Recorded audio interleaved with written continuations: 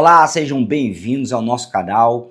Nós estamos hoje inaugurando um curso completo sobre a Lei Complementar 214 de 2025, a Lei Geral da Reforma Tributária. É o primeiro passo para você que é tributarista conhecer as novidades trazidas por um novo sistema tributário que começa agora a partir de 2026. Portanto, é uma leitura obrigatória e nós decidimos enfrentar o desafio de disponibilizar gratuitamente um curso que trata da Lei Complementar 214, artigo a artigo, de maneira didática e detalhada para você, tributarista, para você que é advogado, contador, para você que se interessa pelo sistema tributário, poder estudar, poder iniciar os seus estudos e ter uma dimensão do que vem por aí. Será imperdível, não perca, acompanhe essa série pelo YouTube. Nós vamos lançar 2 vídeos por semana na sequência exata da Lei Complementar 214, artigo a artigo. Um curso gravado com insights importantes e com material didático de primeira linha para que você possa dar o pontapé inicial no estudo da reforma tributária.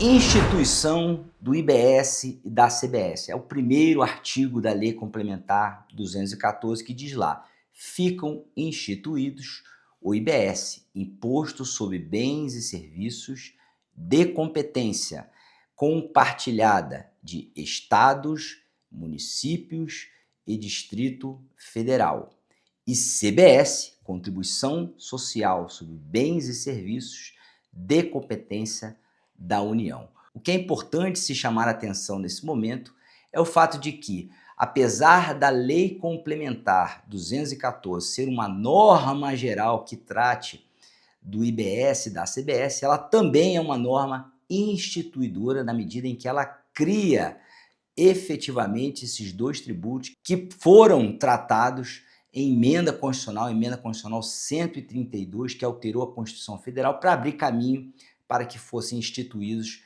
esses dois tributos, e logo no início a lei já faz o papel de criação desses dois tributos, o IBS e a CBS. O artigo 2º fala o seguinte: o IBS e a CBS serão informados pelo princípio da neutralidade, segundo o qual esses tributos devem evitar distorcer as decisões de consumo e de organização da atividade econômica, observadas as exceções previstas na Constituição Federal e nesta lei complementar. Isto é extremamente importante por se tratar de um princípio que deve nortear a reforma tributária como um todo, porque a reforma tributária ela foi alardeada como sendo uma reforma eficiente, uma reforma que trouxesse um sistema tributário que não interferisse nas decisões de consumo, que não interferisse na organização da economia como um todo, o que significa que o princípio da neutralidade deve ser uma constante nessa lei complementar e na reforma tributária como um todo. O fato é que um sistema tributário, para que ele seja eficiente, ele não pode intervir nas decisões das pessoas. Exemplo, se atualmente, para você abrir uma empresa num determinado estado, você precisa fazer conta, levando em consideração, por exemplo, a guerra fiscal que existe entre os estados, que é o cenário que a gente vive, né, no Brasil atualmente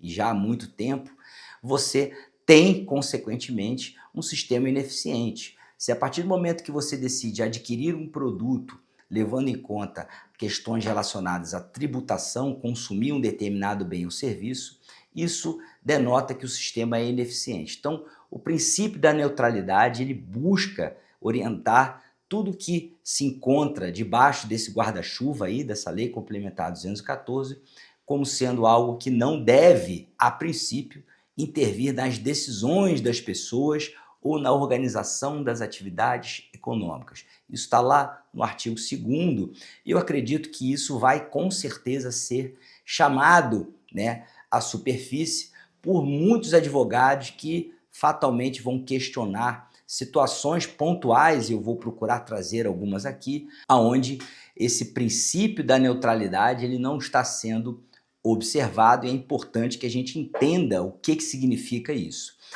Artigo 3º, definições importantes aí são trazidas neste artigo e convém a gente prestar bastante atenção. Primeira delas, operações com bens.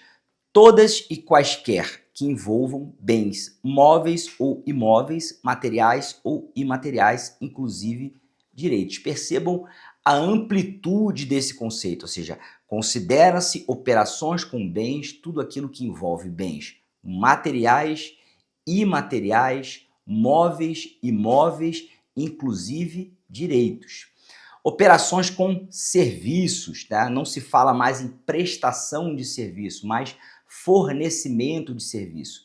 Operações com serviço são todas as demais que não sejam enquadradas como operações com bens, ou seja, ou a operação é com bem ou a operação é com serviço. Não tem aí uma terceira opção a se escolher. Fornecimento. Fornecimento nada mais é do que a entrega ou a disponibilização de um bem material, instituição ou transferência de bem imaterial ou prestação ou disponibilização de serviço. Portanto, fornecer não necessariamente significa apenas um bem. É importante que se diga isso. Fornecimento envolve também serviço. Então, fornecimento nada mais é do que a entrega ou a disponibilização de um bem ou serviço, transferência de um bem material, tudo isso está lá no artigo 3º. E fornecedor. Quem é fornecedor? É aquele que fornece, é aquela pessoa física ou jurídica que realiza o fornecimento. Outro conceito também que é importante chamar a atenção de vocês, que consta no artigo 3º, é a figura do adquirente e do destinatário. Adquirente é aquela pessoa obrigada ao pagamento ou à contraprestação pelo fornecimento. Pode essa pessoa coincidir com o destinatário, que é aquela pessoa beneficiária do bem ou serviço. Então, adquirente e destinatário podem ser a mesma pessoa, mas podem também não ser. Então, nos casos de pagamento por conta e ordem ou em nome de terceiros, aquele por conta de quem ou em nome de quem decorre a obrigação, esse sim é chamado de adquirente. É uma das possibilidades aí aonde a figura do adquirente não é a mesma figura do destinatário. Equiparações e inclusões também estão lá no artigo 3º. Primeira delas, energias que têm valor econômico. Energias que têm um valor econômico são equiparadas a bens materiais. Percebam que o ICMS ele incidia sobre a energia elétrica que era equiparada a uma mercadoria, a um bem. Da mesma forma, a Lei Complementar 214 traz, né, esse conceito amplo sobre tudo aquilo que é energia e tem valor econômico é considerado um bem, portanto, sujeito à incidência tanto do IBS quanto da CBS. Inclusão no conceito de fornecedor. Entidades sem personalidade jurídica podem ser consideradas contribuintes do IBS e da CBS, podem ser consideradas fornecedores de bens ou serviços? Sim. Então, independe se existe personalidade jurídica ou não. Então, existem entes que não têm personalidade jurídica, como, por exemplo, sociedade de conta de participação, condomínios, consórcios, fundos de investimento. Tudo isso é contribuinte e pode, portanto, ser considerado fornecedor de um bem e serviço em relação ao IBS e à CBS. Artigo 4º, hipótese de incidência, ou seja, o artigo 4º traz a regra matriz de incidência. Descreve, portanto, as situações que, caso venham a ocorrer, fazem nascer a obrigação jurídica denominada fato gerador, ou seja, quais são os fatos geradores do IBS e da CBS. Diz lá o artigo 4º, o IBS e a CBS incidem sobre operações onerosas com bem e serviço. Essa é a via de regra. Essa é a regra. Vamos lá. O IBS e a CBS incidem sobre operações onerosas com bem ou serviços. Essa é a regra, ou seja, se a operação é com bens e serviços e ela é onerosa, não necessariamente em espécie, mas em relação a uma outra contraprestação, é hipótese de incidência do IBS e da CBS. Operações não onerosas podem sofrer a incidência do IBS e da CBS? Sim. Em quais hipóteses? Nas hipóteses expressamente previstas na lei complementar. É isso que se encontra lá no artigo 4º. Operações onerosas são consideradas toda e qualquer operação de fornecimento onde haja uma contraprestação em dinheiro ou outro bem ou serviço ou qualquer coisa que o valha. Parágrafo 2º. Exemplos de operações onerosas. Considera-se operação onerosa com bens ou com serviços qualquer fornecimento com contraprestação, incluindo decorrente de, ou seja, essa lista ela é exemplificativa, ou seja, operações onerosas são aquelas onde envolvem o fornecimento de bens ou serviços e uma contraprestação, inclusive em quais situações? 1. Compra, venda, troca ou permuta, dação em pagamento e demais espécies de alienação. 2. Locação. 3. Licenciamento, concessão e cessão. 4. Mútuo oneroso. Mútuo quer dizer empréstimo, né? Empréstimo oneroso. Doação com contraprestação em benefício do doador. Inciso 5. Inciso 6. Instituição onerosa de direitos reais. Alienação fiduciária, hipoteca, são direitos reais. A instituição onerosa de direitos reais está, sim, sujeita à incidência do IBS e da CBS. Inciso 7º. Arrendamento, inclusive mercantil. E, por último, o inciso 8, prestação de serviços. Vale dizer e reiterar que se trata de uma lista exemplificativa, ou seja, outras hipóteses não mencionadas nesses incisos, da mesma forma, podem sofrer a incidência do IBS e da CBS, contanto que seja de maneira o quê? Onerosa e haja uma contraprestação. Vamos ao parágrafo 3º agora. Irrelevância para caracterização das operações. São situações onde é irrelevante para efeito de incidência do IBS ou da CBS. Primeiro caso, título jurídico, ou seja, o título jurídico pelo qual o bem encontra-se na posse do fornecedor. Pouco importa o nome, né, que tipo de bem é aquilo ali, qual é o título jurídico que é dado para aquilo ali. Não é influente na questão da incidência. 2. Natureza jurídica, ou seja, a espécie, tipo ou forma jurídica, a validade jurídica e os efeitos dos atos ou negócios jurídicos são também irrelevantes para fins de incidência do IBS e da CBS. A obtenção de lucro, terceira hipótese, ou seja, a obtenção de lucro com a operação é irrelevante para se dizer se há ou não há a incidência do IBS e da CBS. E por último, cumprimento de exigências legais ou regulamentares ou mesmo administrativas, ou seja, ainda que aquela atividade ela seja irregular sob o ponto de vista da observância de exigências formais, regulamentares, para efeitos de incidência do tributo IBS ou CBS, isso é irrelevante. Parágrafo 4º. Incidência sobre operações do contribuinte. O IBS e a CBS incidem sobre qualquer operação com bem ou com serviço realizada pelo contribuinte. Qualquer, incluindo ativo não circulante, ou seja, o imobilizado.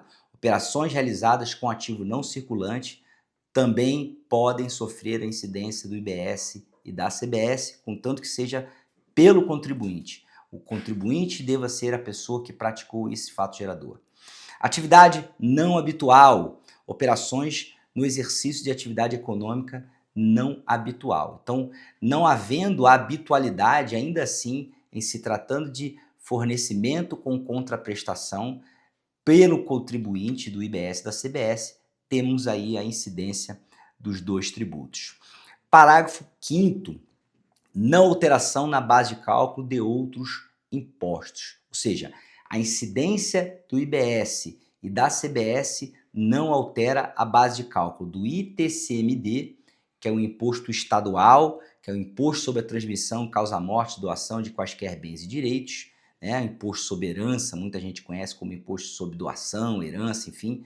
O ITCMD, né, que tem a sua base de cálculo definida na Constituição Federal, primeiramente, né, de maneira hipotética, mas também na própria lei estadual que institui esse tributo, né? A base de cálculo desse tributo pouco interfere ou não sofre a interferência também na tributação do IBS ou da CBS.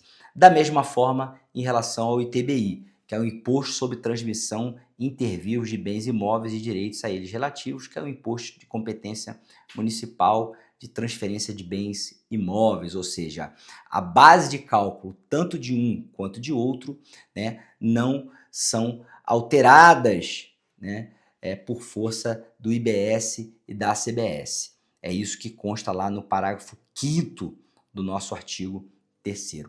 Outras operações sujeitas ao IBS e à CBS. Artigo 5º.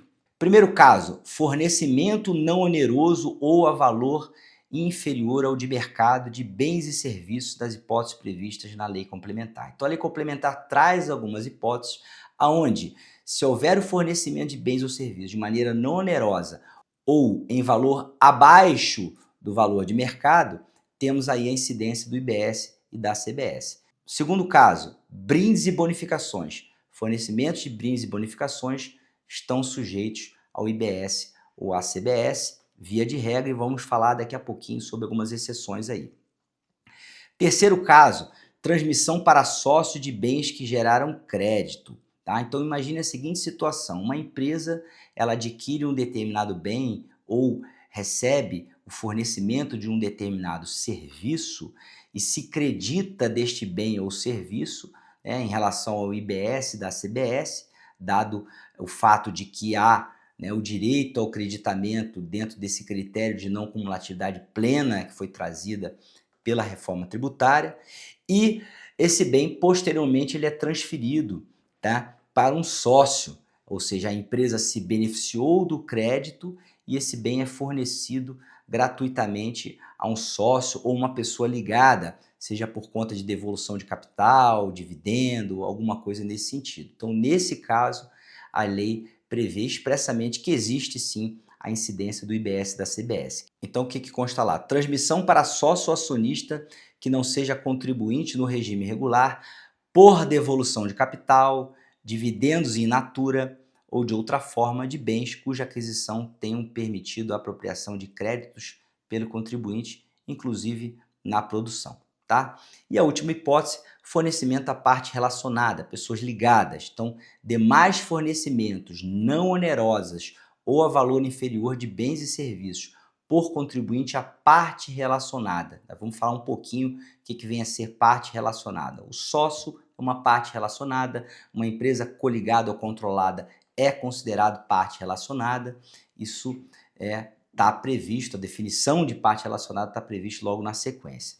Voltando à questão do fornecimento de brindes e bonificações, o parágrafo 1º traz uma ressalva dizendo o seguinte, olha, não se aplica, ou seja, não se aplica a questão da incidência às bonificações que constem do respectivo documento fiscal e que não dependam de evento posterior, ou seja, revenda, tá? Ou seja, isso não vai ser revendido aquele bem que está sendo oferecido como bonificação ou brinde.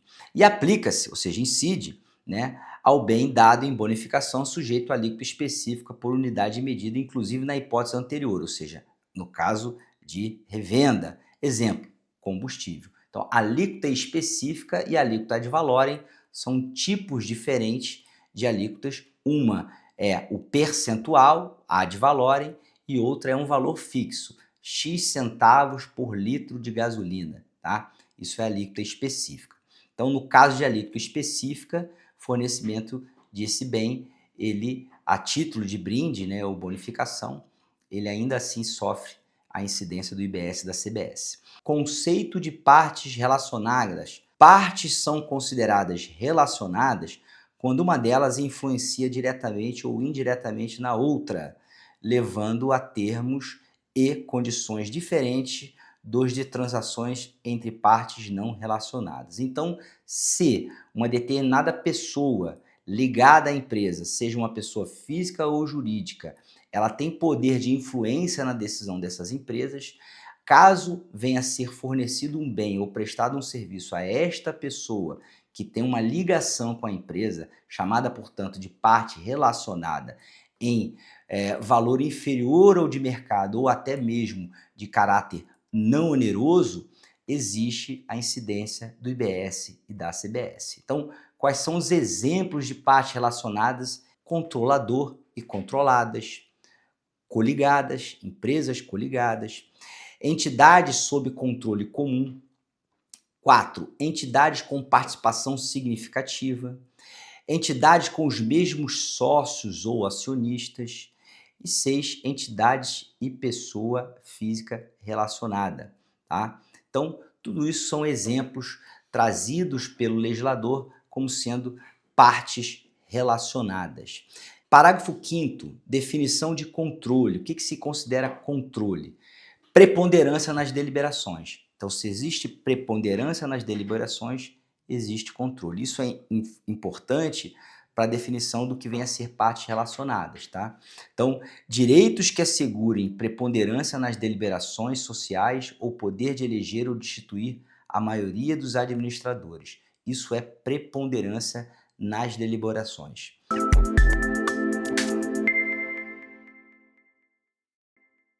Olá, chegamos ao término da aula número 1, que trata dos artigos 1º ao 5º da Lei Complementar 214, e eu espero que você tenha gostado. Na próxima aula, começaremos a partir do artigo 6º. Se você gostou desse vídeo, se fez sentido para você, compartilhe, curte e se inscreva no nosso canal para não perder os próximos episódios dessa série que trata da reforma tributária.